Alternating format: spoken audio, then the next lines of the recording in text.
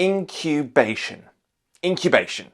It's a bit of a funny word, isn't it? When you hear it, you sort of think of these things, don't you? Unless that is you're an early stage investor, especially in crypto where everything sort of seems like it's still early stage. At times of difficulty, like the one we're in right now, looking to the future becomes tougher, but arguably this is when it's most important. Incubation might just be the most important part of the blockchain right now, and if you disagree, tell us why in the comments. That's not my opinion, though. That is actually coming from a woman in charge of $7.5 billion. Yi He helped start Binance with Changpeng Zhao in 2017. She is now leading the venture capital arm of the world's biggest cryptocurrency exchange. So it's fair to say her opinions about the future in crypto carry some significance. A key question for her is, what's your innovation? It's a maxim we repeatedly come back to in blockchain, of course, and Forkast Timmy Shen has been speaking exclusively to her about her plans and her vision for the future. Bear markets are for building. It's an old investing cliche, but also one driving a focus on the future at Binance. Early-stage companies are being put at the center of investment strategy at the world's largest cryptocurrency exchange. That includes blockchain safety firm Salu Security, which has just received a financial backing from Binance. It's been driven by Yi He, a co-founder of the company and now in charge of Binance Labs. Exclusively speaking to Forkast, she said the key to her thinking right now is long-term. 那其实我觉得说我们可能会在这个不管是牛市还是熊市，都会非常清楚的去想清楚自己到底要的是什么。那尤其是熊市呢，我觉得说应该更激进的投资，但是呢也不会为了把钱投出去而投出去。其实我认为说我们这个 Web3 的逻辑和 Web2 或者说传统 VCP 的逻辑呢，有一个不同之处在于说Web3 的项目它融资完以后呢，它第一它的融资对象不一定是这个VC， 它有可能是一个直接把它的币就卖给用户了。然后所以在这样的场景下呢，本身 VC 在里面，投资人在里面的角色最重要的其实不是给钱，而是你能给他提供什么价值。就像我刚才在讲说，你在这个技术上能不能给他指导啊？ Binance Labs is looking at 3 different types of company to invest in right now. At the top of the list, those building infrastructure. 其实我认为在未来啊，就说一个人他用的产品就应该是原生的区块链产品，就跟我们用这样的办公软件啊，就跟我们用这个social media 啊一样的，只是因为它现在的技术还没有完全打破这个瓶颈而已。Blockchain applications are the second area Binance is focused on, though He said it's essential to filter out copycat projects that jump on a fad to make a quick buck. Third, though, comes perhaps one of the most relevant sectors right now. That means blockchain supporting services like data security. 在很长的时间里面，在 Web3 里面，大家相信一句话叫coding is law， 就是说，你的这个代码写的不好，你活该，对吧？然后或者说，你自己做了选择，你要为自己的选择负责任。我觉得我认同这种观点啊，但是我是认为说，整个行业如果要进入更大规模的体量的话，那你还是需要把你的产品做的简单易用，能够服务更多人的。Binance's bets seem to be paying off. Last month, Binance Labs said it had made a 2,100% return since starting in 2018. That comes from backing projects that have already made a difference. Among them, Axie Infinity, Polygon, The Sandbox, and Move to Earn app Stepin. Those investments, however, were all made before He took over Binance's VC arm. If you want investment from Binance, don't think about it now. Look to the future. 你说你跟那个项目有一样的叫什么用户市场，有相似之处可以理解，但这个老 copycat 这个你用户为什么用你啊？这个逻辑不成立嘛？那你说啊，因为那个项目火了，我这个项目也能跟着赚一波钱，我觉得对我来讲也不成立。说币安本身的投资并不是为了去赚一些快钱，我们还是希望就是长期主义。So So the merge has come and gone. Ethereum's transition from proof of work to proof of stake went about as smoothly as anybody could expect. Prices, though, seem to have had a bit more of a tough time, haven't they? The native ETH token has dropped around 20% in the days since the merge happened. Anthony DeMartino, CEO of Matrixport, is going to help us understand exactly what's going on and what's behind that. Anthony, give us a sense of what you think are the key takeaways from this this huge event finally coming to fruition. I think the key takeaways for me are the energy efficiency, especially in a time frame where electricity prices, energy prices around the world are becoming real constraints for both people and governments.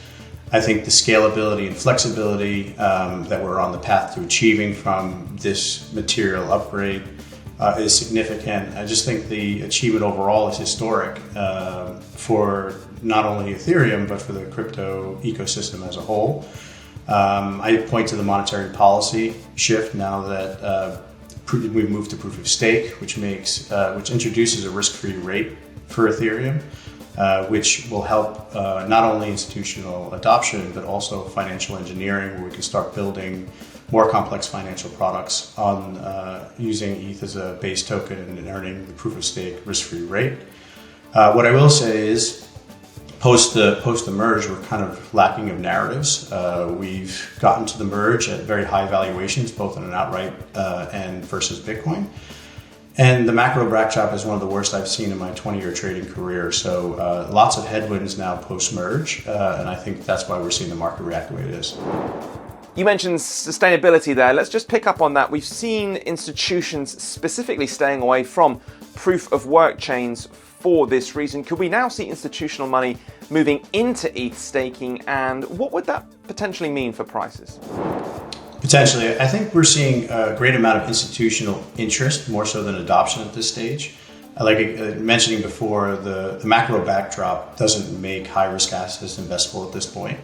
And that's what crypto is. But the institutional interest is tremendous. Like you'd mentioned, moving to proof of stake, making it much more energy efficient, takes away one of the excuses to not invest, for sure. Not necessarily it's a reason to invest. But I think as an industry, we have to move the concept of adoption away from trying to get institutional clients to buy crypto. Really, we need to get institutional clients to use crypto, right? The Ethereum blockchain at the end of the day sells block space. That's the revenue model. With that revenue being down over 90% since the highs of November, we're obviously failing as an industry to fill that block space with usable transactions. And I think that's where the industry should be focusing over the rest of this crypto winter, is less hype and more usage. Yeah, let's talk more about that. Can you give us some detail about upping institutional usage? What is it that we need at this point in time in terms of tools, in terms of products? What are the gaps that the crypto ecosystem really needs to fill for institutional clients? We had a couple of really good use cases between NFTs and DeFi. I think that looking further down the road, I think gaming is going to be a space that fulfills the blockchain use case. We've seen in real time how payments using stablecoins or CBDCs can vastly improve the settlements and movement of money around the world. We've seen examples of the usability and transportability with funding some people and governments that are currently at war. So the use cases are abound. I think we need to focus on drilling in and cleaning up those use cases from not only a technology standpoint, but also from a regulatory standpoint. It's great to build these settlement networks and payment networks, but if your local regulator is not approving it, it's going to be a challenge. But what I will say is we're seeing constant interest and investment from the traditional finance players into these types of picks and shovels infrastructure plays in the absence of just setting up custody accounts and trading crypto. So it's a good movement. This is what I believe building will look like in this winter. Maybe less so of trying to build new protocols and new technology solutions, and really working on the use case.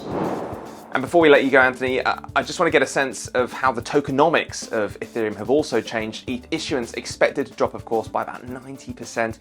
And that combined with the token burning mechanisms that are in place means investors are speculating it may ultimately become deflationary. Can you tell us what that would mean, what it would mean in turn as well for Bitcoin? Yeah, so it's a great question. And I think it's probably a question where the answer is a little bit misunderstood.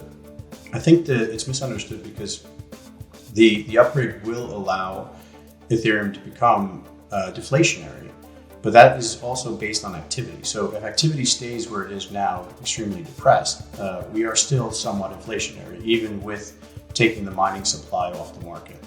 That just points to how much activity has dropped on the Ethereum network. So as you start to see more and more activity, you start to become more deflationary, which reinforces an upward movement in price. But it also works in the other direction as well. As activity drops, you become a bit more inflationary. But as we start to scale, you can start to see where trade-offs show up in the economic model. So if you're starting to see tremendous activity in the Ethereum network, you have a choice to either continue to participate in that or use your tokens to stake and earn even higher yields in a deflationary currency. So very interesting developments to come in the future. We just need to get more and more activity on the blockchain to experience that. All right, thanks so much for that, Anthony. That was Anthony DiMartino, CEO of Matrixport, talking to us there.